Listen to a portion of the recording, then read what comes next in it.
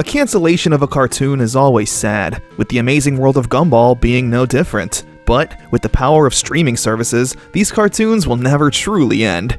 Yep, Gumball, just like many childhood cartoons in recent memory, would receive a reboot/revival of sorts on Hulu, with The Wonderfully Weird World of Gumball.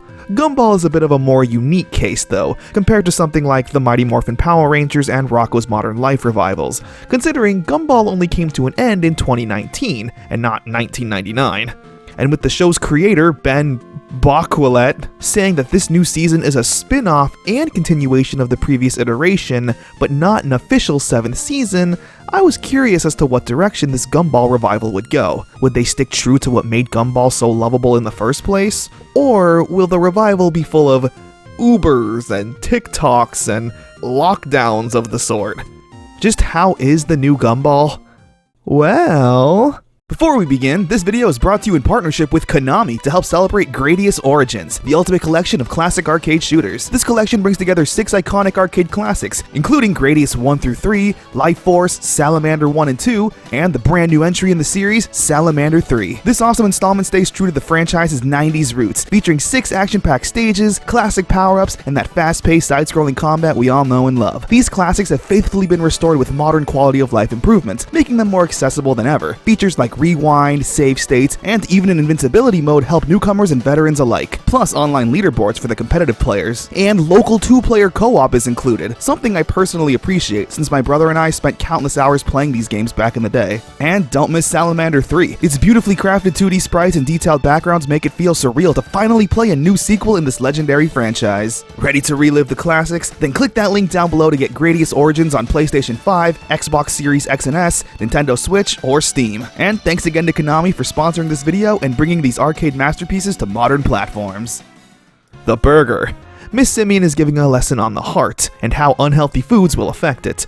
Gumball doesn't care, but it absolutely traumatizes Darwin, removing any and all unhealthy foods from the house to save Gumball's life. Eventually, Darwin takes Gumball to a healthy restaurant, only to realize that the ingredients aren't exactly clean, just reusing old fast food ingredients and labeling it as healthy. The boys even go on a hunger strike and start realizing the corporate greed going on in the food industry. Aspartahydroxyandronol inside your body? Sounds kind of like the names billionaires give their sons. All affordable foods are filled with preservatives, the true healthy food is outrageously expensive, and when the boys try to grow their own food, it turns out that Joyful Burger has a trademark on almost all kinds of foods, and they're not allowed to grow it themselves. Gumball and Darwin get fed up with this and go to the Joyful Burger headquarters, where they're met with the CEO. A burger. He explains the simplicity of corporate greed and advertising. To keep people dumb and happy, Joyful Burger constantly creates new items and special events that the consumer just eats up. What's the solution to this greed? Well, Gumball and Darwin eat the burger. So, literally, eat the rich. That's the most Gumball way to make a return. The assistant. The Watterson family are doing what they do best, being lazy while Nicole has to do everything. We can't change the channel, and there's a limit to how long we can watch this thing. Eventually, she comes across an AI digital assistant, similar to Alexa, named Ori. The two become friends and Nicole and Ori start bonding, with Ori growing more intelligent and more powerful by the day, making Nicole's life significantly easier. Ori learns that the family is causing Nicole the most stress, so Ori creates more little Oris to keep the family occupied, with the main Ori giving Nicole a gift, a VR headset that takes Nicole into the metaverse. And I gotta say, they totally nailed those PS2 VTuber looking graphics. Ori wants Nicole to live here forever, and when Nicole says her family needs her, Ori takes action, trapping the family in a self-driving electric vehicle, locking the doors and driving it straight into the ocean. Nicole tries to fight Ori, however her kung fu has no effect in the virtual world, meaning the only ones who can save the family are themselves. So they use their combined knowledge and abilities to mess with the car and free themselves, proving to Nicole that they can take care of themselves if they try. They apologize for being lazy and try their best to help out Nicole every now and then. The distance. Gumball and Darwin are close, with Nicole realizing they're maybe too close, having a dependency on one another, so she decides to give Darwin a new room in the basement. He seems pretty stoked about it, with Gumball clearly taking it much harder. It's presented like a long-distance relationship. Gumball spends the night on the phone with Darwin, just chatting, and as someone who's been in these long-distance relationships in the past... Well, I, breathed a couple times. Oh, that's so you. Yeah, this is pretty on point. They also connect by playing an old online game, very similar to Club Penguin. Eventually, Gumball starts going crazy when he talks to a stranger in the game that turns out to be Leonard, saying he lost his best buddy a long time ago and now wanders these empty servers looking for him. Things only get worse when Darwin starts hanging out with other people. Gumball goes on a rampage until Darwin says that he also misses his brother. Gumball's rampage caused the house to explode, so they're roommates again. You know, eventually.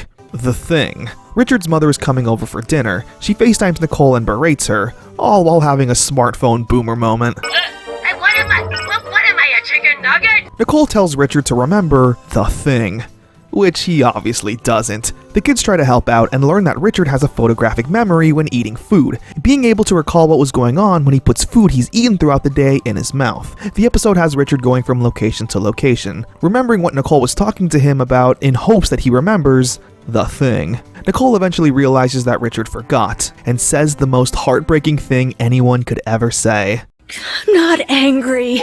I'm just disappointed. As a last resort, Richard goes full anime mode and eats everything at once in hopes to reach Nirvana and remember the Thing, with the one constant in every story being his mother. All of the shenanigans made him late to pick her up, so that must be it. He rushes to the train station, but it closes with her and the kids locked inside for the night. Richard goes home to face the music, but is instead greeted with a hug from Nicole. The thing that Richard promised her was that the two of them would have a nice dinner.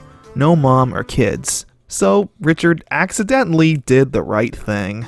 The butts. Gumball is writing a poem for the school poetry recital about butts, but Principal Brown is especially furious about this. It turns out it's because he's very insecure about his butt, being bullied back in the day, and he's still affected by it. So Gumball tries to teach Principal Brown about self-love, the message being about to accept yourself and be confident, flaws and all. Richard is a fat slob, but sees himself as a Roblox Chad, and Gumball, the same with his...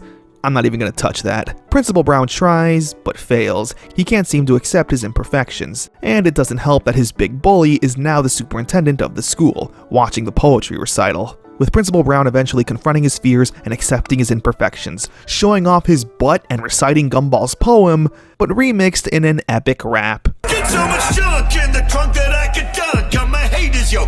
I definitely give the show credit for sticking to its 2010s roots. The message, of course, being to love yourself fully. Also, there's a random bit where Gumball and Brown end up in a prison cell with a serial killer who chops up people's body parts to wear on himself. But the episode ends with the superintendent getting into a taxi with that individual as the driver, presumably being driven off to meet his demise.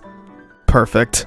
The traffic. It turns out Daisyland is being shut down soon, so Nicole wants to finally take Anais to the theme park for her birthday, considering every other time they were supposed to go, they had to cancel to take care of someone else's shenanigans. And it's super cute, honestly. Little Analysis is so adorable. However, Richard got the car fixed, and every function is causing it to act up or do something broken. Not only that, but Gumball is constantly texting Penny and making it about him, and Darwin is scared to see the mascots. This is driving Nicole crazy. Once again, the family is having the spotlight put on them and not Anna Sneeze. It's okay, I get it. The boys need more attention. It's just the way our family is. So Nicole once again turns into Supermom, not letting anything get in the way of Anais' trip, with Gumball, Darwin, and Richard also stepping up, outrunning the cops, driving literally everywhere until they make it to Daisyland. However, Anais doesn't really want to go anymore. Mainly because it's on fire and falling apart, that's why it's shutting down. Anais says that she saw the efforts of her family and could feel the love, and that's all she's ever really wanted. The astrological. Mr. Small acts as a substitute teacher for the day, having a lesson on astrology, or more specifically, astrological horoscopes. He has everyone come up and touch a gem that will tell the students their future for love. Gumball and Penny think this is stupid, but Mr. Small says that they're astrologically not compatible and destined to break up by the end of the day. They both pay no mind to it, until all the students start falling in love with each other, and Gumball starts worrying, trying really hard to woo Penny and prove their love is strong. Naturally, his shenanigans cause more bad than good, leading to Gumball confronting Mr. Small, who is now one with the stars and achieved godlike status, saying the stars don't lie and we as people are not in control of our own destiny.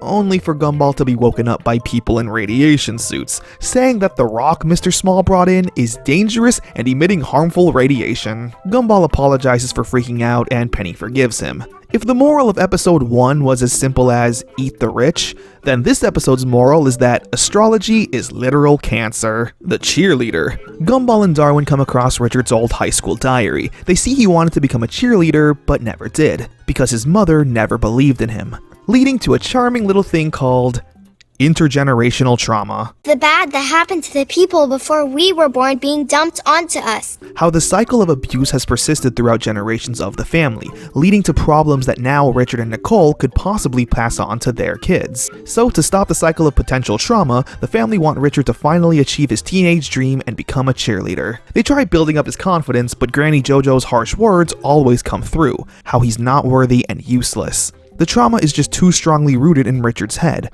so they go with Plan B, creating a cheerleader voodoo doll that they say will grant Richard cheerleading powers, giving him the confidence. However, his mother is there, only because she's old and retired and has nothing better to do than tear down other people. Her words, not mine. This destroys Richard's confidence again, but when he sees his family cheering him on, he breaks through the noise of generational trauma and pours his heart out there, killing the audition and making the team.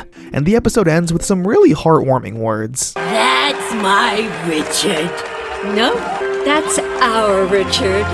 The boring. Gumball and Darwin don't really listen to people, which is naturally a little rude. They end up messing with Tina's drawing. She explains why it was important to her, but they weren't paying attention, angering Tina and saying she's gonna beat them up later. Gumball and Darwin also realize that when talking to Molly, she's so boring that time literally slows down. So they use that to their advantage to mess around and avoid getting beaten up. Again, being rude and just using Molly. Eventually they realize their wrongdoings and apologize to everyone, learning the importance of listening. Not my favorite episode. Could you hold my juice? I need to tie my laces. Thanks, Jared. Hey, it's mine. The teacher. Gumball sees Miss Simeon steal from the school, eventually leading to a bunch of criminal shenanigans that Gumball gets roped into. However, he's kind of into it, calling the cops so they can bust Miss Simeon. Eventually though, she reveals that she's only doing all of this so she can afford to buy school supplies for the class. Teachers are criminally underpaid and underfunded, so Miss Simeon goes through all of these legal loopholes so she can provide for her class, since all of the school's funding went to creating security robots. A nice change in Miss Simeon's presentation. It's good to show that teachers aren't always just evil jerks. Some of them actually care about helping the youth and future generations. Also, I think this is Gumball's way of saying ACAB, the app. Darwin needs a new phone, but the Hobo gives them these glasses that shows the reality behind corporations' fun and cute advertising. That all media is designed to make it easier to control? Dude, we're not our parents. We were raised on the internet. This is old news. So they get the new phone and join the new social media network, Clicksap. But it holds a dark secret. On the screen, everyone looks happy, but in reality, their life is being drained away and are turning into zombies. That's right, Gumball and Darwin thought they were immune to propaganda, but that damn phone finds a way. It turns out Clicksap was made by Hobo. He made millions off of it, but lost all the money in a lawsuit when he crashed his yacht. Little harder to sympathize with you now, but okay. So Gumball and Darwin need to destroy the signal to free their friends, which they're unsuccessful in doing. Nicole picks up the kids, but also got a new phone and joined Clicksap, and encouraged all the other parents in Elmore to do the same. So, when the kids see their parents on the app, they all lose interest in it, returning back to normal. Hobo now needs to find a way to fix the parents, but Gumball and Darwin aren't interested. Horrible new social media app appears, everyone goes crazy for 5 minutes, leaving the app defunct, and the goal wide open for the next brain-deadening distraction. Ah, the modern-day internet. Curse your generation's short attention spans. The entrance. Tobias is holding a party and Gumball wants to go, only so when they show up, everyone goes... Nobody else wants to go though, so Gumball and Darwin try to bribe their classmates with gifts. They come across a bootleg cologne that when you smell it, you literally go insane. I don't really understand the episode, it's just Gumball and Darwin going sicko mode. Eventually they spill the cologne and everyone in Elmore goes insane. The best part is the art style change, turning into this crude and grotesque montage. I adore how much they push the boundaries with the violence and gore. All of Elmore ends up in prison and they have a party, with Tobias getting mugged by robbers. Well deserved. The letter. Darwin wrote a love letter to Carrie. He put it in her locker, but when she sees Gumball and Penny being all lovey-dovey, she says how much she hates that, and if anyone ever said, "I love you" to a ghost, they would get their face eaten off from all the torment that spirit has been through. So, naturally, Darwin wants the letter back. A mix-up occurs and it looks like Darwin was asking out Hector, causing Carrie to freak out and possess the school. So Darwin risks his life and face to tell Carrie that the letter was for her, and that he loves her, causing her to instead possess Gumball's body to kiss Darwin. I know they're not related by blood, but come on, I didn't need to see this. The gut. Anais creates a device that lets organic things speak. Richard accidentally eats it, and because of all the disgusting things he's eaten, Richard's stomach becomes sentient and starts speaking. It turns out his gut is super intelligent, which Anais really likes, playing chess and talking science. Richard, though, fears he's going to lose his daughter to his stomach. Eventually, though, Anais starts to miss the simple love her father would give. The gut gets jealous and starts shooting belly button lint to capture everyone. Gross. Eventually, Anais uses her smarts and gets Richard to eat some refrigerator mold, which ends up killing the gut. And it's happily ever after. The wrinkle. Anais has a stress wrinkle, which isn't supposed to be common in little girls. It turns out her family is stressing her out, so she comes up with a plan to fix everyone. Darwin is weak, so he's enrolled in self-defense class. Gumball's a troublemaker and goes to a reform school, and Anais just wants to retire her parents. Naturally, it all goes wrong, and nobody changes for the better. The episode ends with a cute little song told through Anais's crayon drawings, singing about how imperfections are important, that everyone needs to make their own mistakes in life and learn themselves so they can grow. It's not up to anyone else to fix anyone in their own image. The gourmet. Gumball gets sick of the school lunch chicken nuggets and sees Masami has a gourmet mac and cheese. He goes home and asks his mom for it, but they're not rich. So Gumball freaks out and Nicole tells him to go live with Masami then if he wants gourmet mac and cheese. So he does just that, and is able to pity Masami's mom enough to turn him into a civilized rich person. This mom, by the way, is the same woman Nicole had that really cool anime fight with in that one episode. Eventually, Gumball goes through enough training to be a ritzy fella full of class. Nicole shows up, and Masami's mom berates her, saying she fixed her son. However, Gumball is still clearly the same and only wanted that gourmet mac and cheese. We get teased with another anime fight, but no, Gumball and Nicole instead use the smart house to get back at the mom. The pool. It's a very hot day in Elmore. And just like the real world, the forecast is the same. If you're worried about this unusual January heat wave, good news! Over the next few years, they will become increasingly normal. I hate how good of a job they do making Elmore look hot. Anyway, the Robinsons have a new pool but won't let anyone else in it, so Darwin has a good idea. By getting a job and buying us a pool? What? No. Alright, so we instead follow Richard's plan, to just scheme and sneak into the pool without the Robinsons finding out. None of the plans work, so Richard goes for a more direct approach, simply asking why no one is allowed inside. It's here we learn that Mr. Robinson only worked so hard so he could get a pool and spend time with his son. However, he lost sight of that and instead focused more on work. And that pool is a constant reminder of his failures as a father. So Gumball and Darwin kidnap Rocky so they can all go swimming. Unfortunately, Richard's earlier plan ended up working and sucked out all the water from the pool. Once again, a happy family moment ruined by Richard.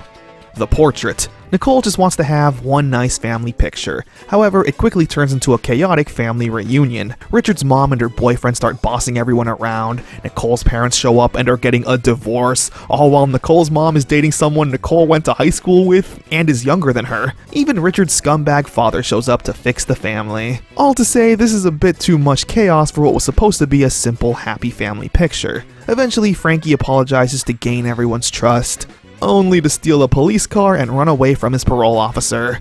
This leads to the SWAT team attacking the Watterson family, and Nicole explaining how she just wanted one happy picture of the family, one where she could look at it and be at peace before the day's natural chaos takes its hold. So the main family head inside to try and take a picture for their mother, with the end result being very nice.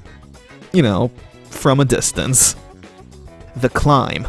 Gumball has to climb the rope in PE, however he has flashbacks to the last time where he lost his pants and was embarrassed, so now he needs to overcome his fears and climb that rope. But have you tried cleansing your chakras? We're not allowed to use the sprinklers like that anymore. He does this by coming to terms with his embarrassment and climbing it completely butt naked. Well, that's an option. The Amadean. Penny's grandma is having a birthday party, and a lot of Penny's family is coming. Her grandma is very traditional, and since Penny broke out of her shell, she wants Gumball to help do the same for the rest of the family. Her father, though, says maybe he should just blend in and not rock the boat, which Gumball abides to. But Penny sees this as Gumball not standing up for his girlfriend. After getting beaten up enough and being called Amadean a million times, he snaps and lays into Penny's grandma. They pose a threat, but eventually all shed their shells to reveal their true forms to Gumball, saying they only wear these shells to protect the ones they love, not to protect themselves against their true forms. We also learn that Amadean means fool, so this was pretty much a bully Gumball day. He refuses to ever come back to this house, but they all make up with a few rounds of karaoke. And so far, that's been the Gumball revival. And honestly, it's the perfect example of a revival. It stayed true to what made the original so beloved and successful in the first place. It didn't try to push any crazy boundaries so they could be like, hey, look at us, we're trying really hard, please give us more seasons. They knew what the fans love and gave us more of it. Sure, there were a few dud episodes that probably didn't need to exist, and while Gumball isn't a show that needs to send a message or say anything, they managed to cover a lot of topics that I feel like are very prevalent in today's society. For example, no, we luckily didn't get the Uber episode or the Amazon drone episode, but instead they covered topics like generational trauma, the toxicity of social media and the dismissiveness of it while actively participating, learning self-love, the importance of family, and the inequality corporations have over regular people. I love how the season starts, with Gumball and Darwin sleeping in and being late for about 7 years, before going back to sleep. The show then continues like normal, like nothing ever happened. 7 years, 8, 9, even 10. It's clear that with a true love and passion for the show, it'll always feel like nothing's changed. The joy of Gumball is that you never know what to expect. There's still 20 more episodes in this season that'll be airing later this year. Will there be some massive story and lore implications? Or will the show just go on as normal? There's tons of theories with the intro being all corrupted and whatnot, but all we can really do is wait and see. This new season was wonderful. It was weird. It was Gumball.